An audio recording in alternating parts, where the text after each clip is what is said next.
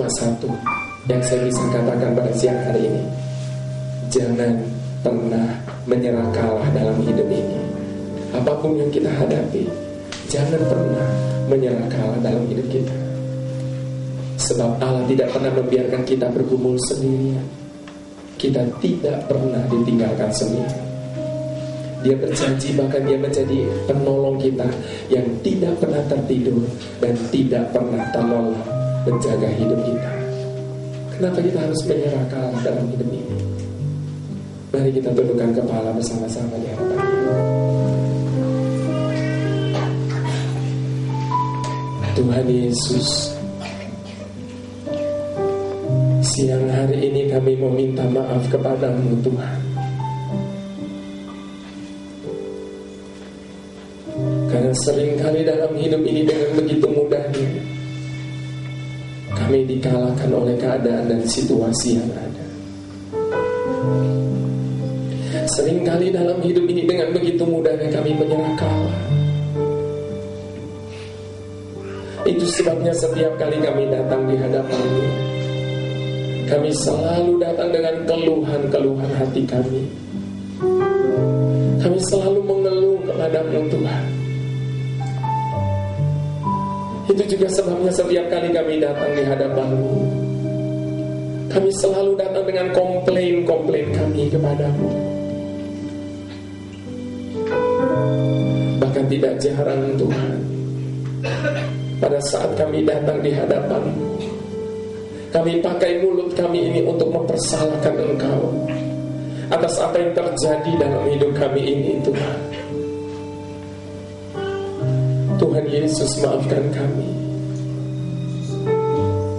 Siang hari ini kami mau cabut kembali semua perkataan yang tidak benar tentang Engkau, yang pernah keluar dari mulut kami di hadapan-Mu ya Tuhan. Sekali lagi doa kami siang hari ini, ajar setiap kami untuk kami tidak selalu menuntut kami harus mengerti segala yang terjadi, namun ajar setiap kami untuk mempercayai Engkau lebih lagi dan senantiasa setuju dengan Engkau atas apa yang boleh terjadi dalam hidup kami ini Tuhan. Sebab kami ini percaya tidak pernah Engkau merancangkan yang jahat atas hidup kami ini. Tidak pernah sekalipun. Dalam segala perkara Tuhan punya rencana yang lebih besar dari semua yang terpikirkan.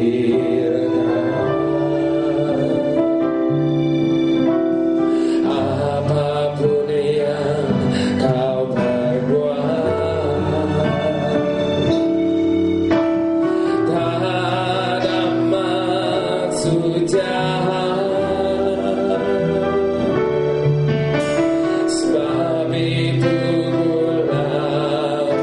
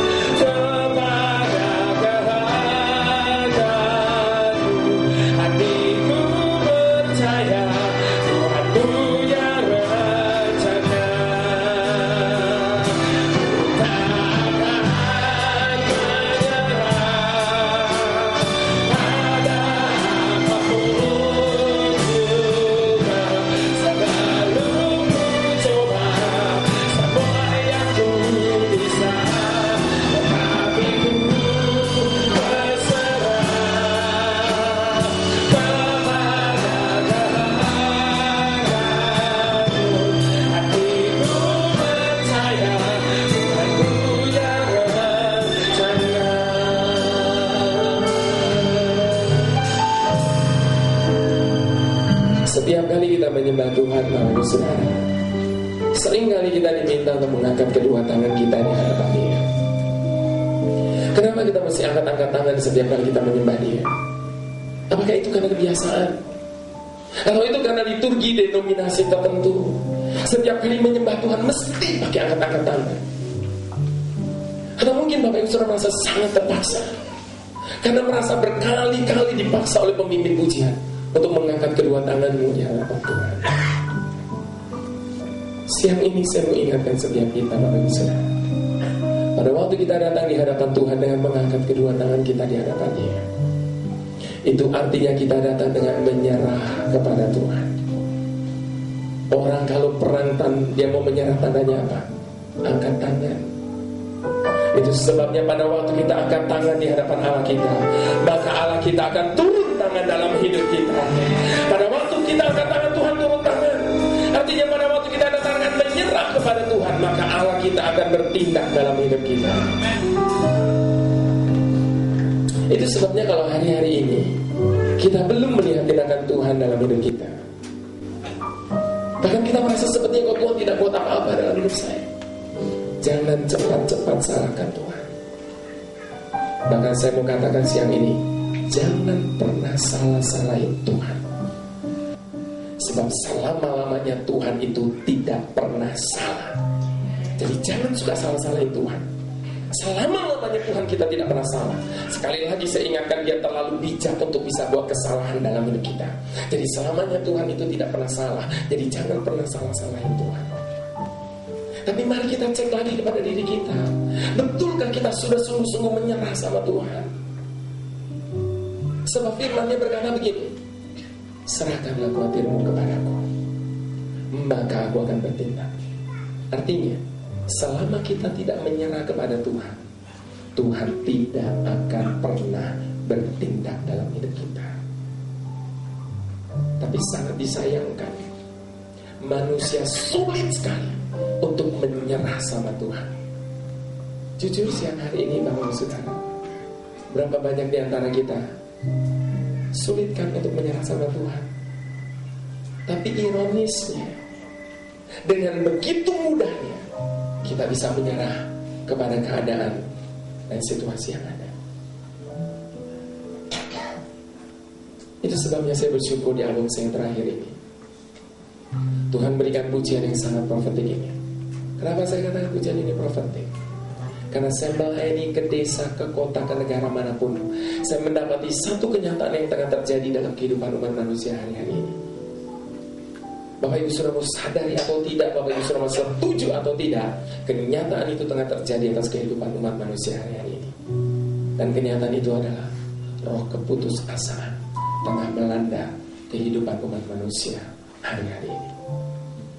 Semalam saya ngobrol, saya berkata gini, mungkin kalian di Jepang ini gak merasa terlalu begitu, karena kalian mengalami satu kehidupan yang begitu rutin. Kalian bangun pagi kerja, pulang, selesai istirahat, lalu kemudian pagi dan seterusnya. Tapi kalau saudara kembali ke Indonesia, khususnya, saudara akan mengalami tekanan yang begitu berat di sana. Beberapa kali saya dikejutkan oleh tayangan di televisi, bagaimana anak-anak kecil di desa, di kota, mereka bunuh diri. Mereka gantung diri dengan kain ayunan di pagar rumah. Minum baygon, tidak lulus UN ujian negara, mereka bunuh diri. Anak-anak SD, SMP. Zaman dulu mana pernah kita dengar anak-anak kecil bunuh diri? Nggak ada. Saya melayani di Jalan Tamrin, pusat perkantoran bisnis Jakarta. 400-500 eksekutif muda hadir di situ. Pada waktu saya menaikkan pujian ini, mereka semua nangis dalam hadirat Tuhan. Kenapa? Karena kami mengalami tekanan yang begitu berat dalam ekonomi. Kami mengalami tekanan yang begitu berat dalam segala aspek.